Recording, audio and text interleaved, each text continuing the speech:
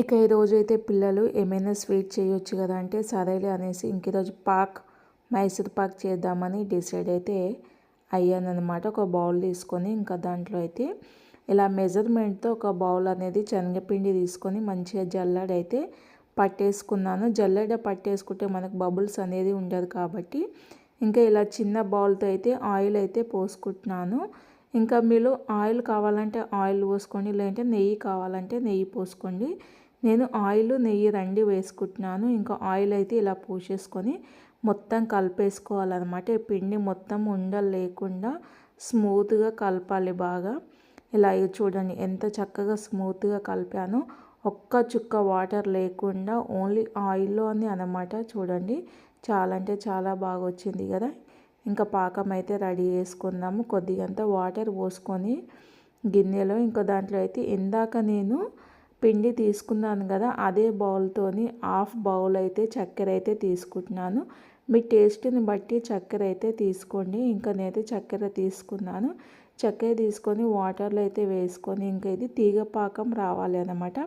మంచిగా తీగపాకం వచ్చేసిన తర్వాత నేనైతే 3 స్పూన్స్ నెయ్యి అయితే యాడ్ చేసుకుంటున్నాను.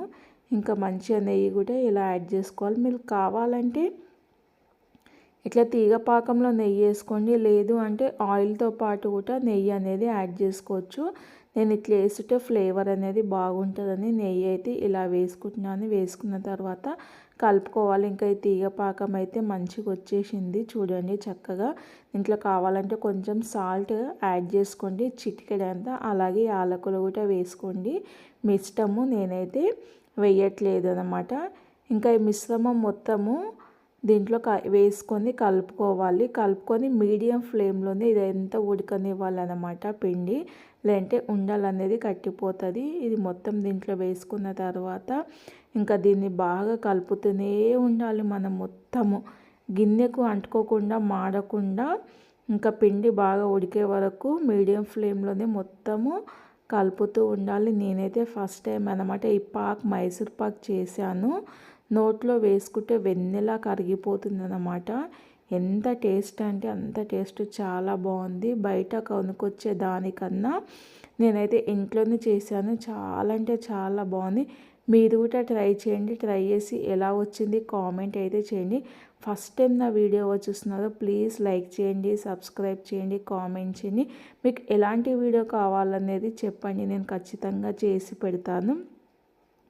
ఇంకా లాస్ట్ ఫినిషింగ్ ఇంకా ఇంకొక స్పూన్ అనేది నేను నెయ్యి అయితే యాడ్ చేసుకుంటున్నాను. చూడండి కడాయి నుంచి అయితే ఇంకా మంచిగా చక్కగా అయితే ఇలా వచ్చేస్తుంది కదా. ఇలా బాగా కలిపిన తర్వాత ఒక బౌల్లో అయితే నేనేం చేసుకున్నానంటే నెయ్యి అనేది కలిపి నెయ్యి అనేది పూసి పెట్టేసుకున్నాను. ఇంకా మా ఇంట్లో వేరే పాత్రలు అనేది లేదు.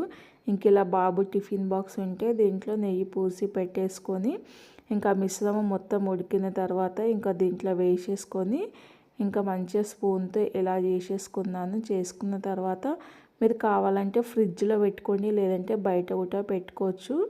ఇంకా ఫ్రిడ్జ్లో అయితే 1 నుంచి 2 అవర్స్ పెట్టుకోండి, బయట కావాలంటే ఒక 4 అవర్స్ పెట్టేసుకొని ఇంకా కట్ చేసుకొని చక్కగా తినడం అనమాట. నోట్లో వేసుకుంటే వెన్నెలా కరిగిపోయి మైసూర్ పాక్. మన వీడియో ఎలా అనిపించింది ప్లీజ్ లైక్ చేయండి, సబ్స్క్రైబ్ చేయండి.